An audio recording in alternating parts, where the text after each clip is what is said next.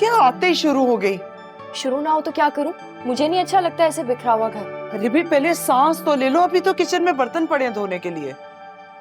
नहीं लेनी मुझे सांस। और अम्मी, इस घर में और भी तो लोग रहते हैं, आप उनसे क्यों नहीं कहती कि घर समेटे या बर्तन धोए? घर में लोग ही कितने हैं, और वो समरा बेचारी सुबह से अपना कमरा साफ कर रही है। समरा बेचारी और मुझ बेचारी का क्या? पहले सुबह सुबह उठो, फिर आप सबके लिए नाश्ता बनाओ, फिर स्कूल जाओ, वहां सर खपाओ, फिर वापस आओ, घर के सारे काम करो। अम्मी, एक बात तो बताएं, मैं आपकी सगी औलाद हूं ना?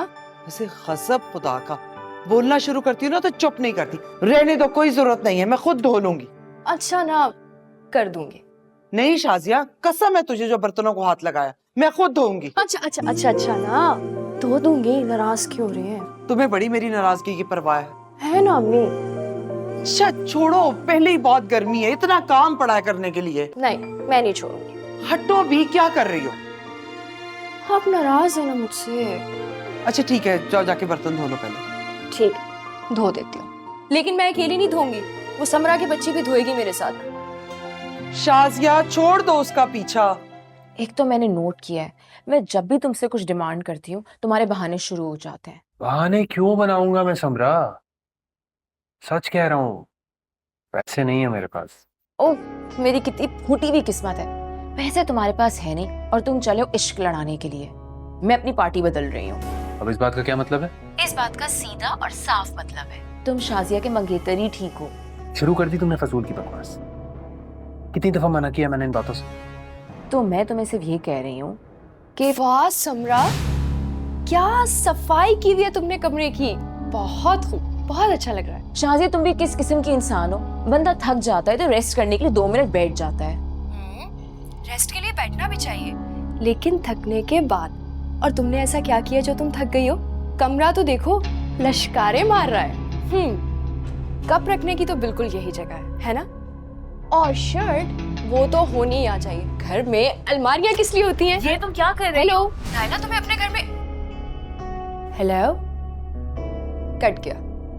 वैसे अम्मी को काम का और मुझे थकान का कह के खुद यहाँ नायला से गप्पे लगाई जा रही हैं। Very good. मैं जाके ना अभी अम्मी को बताती हूँ। हाँ तो जाओ, बता दो अम्मी को मैं अम्मी से डरती नहीं हूँ। ये थोड़ी देर में पता चलेगा जब तुम्हारी शामत आएगी।